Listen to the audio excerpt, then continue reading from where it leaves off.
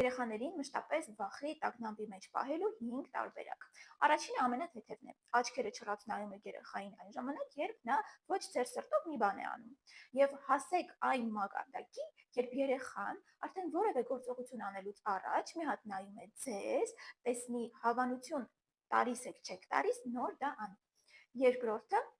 հեսա հասնեմ տուն, տեսքեզ ինչ եմ անելու։ Դուք իհարկե կարող եք հուշում տալ, որ սատկացնելու եմ քեզ, կարող եք հուշում էլ չտալ եւ թողնել իր երևակայության վրա։ Հաջորդ տարբերակը շատ նման է երկրորդին, հեսա պապատ գա տուն, իրան ամեն ինչ ասելու եմ։ Սա բերում է նրան, որ երեխան վախով ապրում է միջև հայրիկի տուն գալը եւ անգամ չի ցանկանում, որ հայրիկը գա տուն, որ այդ բանը իր հետ չլինի։ Հաջորդ չորրորդ տարբերակը մի փոքր ավելի լուրջ է, նոր թրենդներից է։ Հեռախոսով ֆիլտր են միացնում, որտեղ էկրանին նայողի աչքերը լավ խոշորանում մեծանում են եւ երեխային են ցույց տալիս, այդ բանի երեխայի աչքերը իհարկե մեծանում են եւ ծնող ասում է, որ տես, սա նրա պատճառով է, որ դու շատ էկրաններին ես նայել, մուլտիկներ ես նայել, հն կնայես էլի եւ երեխան իհարկե լացելով ասում է, չէ, չեմ նայի եւ ամեն անգամ երբ հանկարծ աչք ընկնում էկրանին, այդ վախը նորից արթնանում է։ Այստեղ բացի վախից ունենք նաեւ ծնողի խոսքին այլևս չհավատացող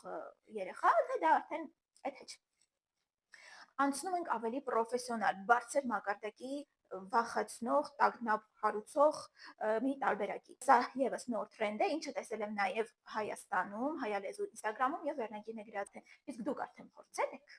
Այսինքն իրենք փորձել են ամեն ինչ լավ է գնացել, երեխան վախեցել է, լացել է, մենք ինքներս տեսնում ենք ինչ վիճակում է այդ երեխան եւ խորհուրդ են տալիս, որ դուք եք փորձել։ Հիմա ասեմ ինչպես անել։ Հեռախոսով միացնում եք տեսանյութ, որտեղ երևում է երեխայի փորիկ, մեջը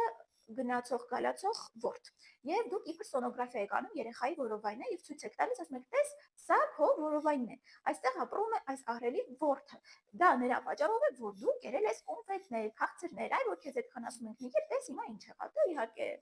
երեխան սկսում է լացել, ահա որ վիճակում է։ Եթե նոր թրենդներ լինեն, ես անպայման անդրադառնամ դրանց։ Իհարկե այս ամենը սարկազմ էր, ես գիտեմ, որ իմ հետևորդները սա հասկանում են։ Սրանով եւս մեկ անգամ ես ցանկանում եմ ասել, որ եթե դա թրենդ է, եթե դա անում են մի քանի հոգի, ունեն դիտումներ, խնդրում եմ մի քանի անգամ մտածեք, նոր արեք, մի քանի թրենդից էլ հետ մնացեք, բայց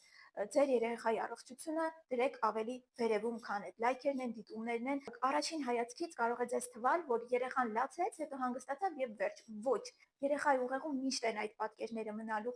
ինքը քնելու է այդ մտքով, այդ վախով։ Գիշերը երազը տեսնելու, արթնանալու է եւ դուք չգիտեք, ինքը կարող է դրա մասին չխոսել, այդ թեմային չանդրադառնալ, բայց դա իր մեջ մնա։ Մտածեք մի քանի անգամ, մի քանի հոգու հետ խորհրդակցեք, եթե դուք զգում եք, որ դուք չգիտեք դա լավ բան է թե վատ բան է,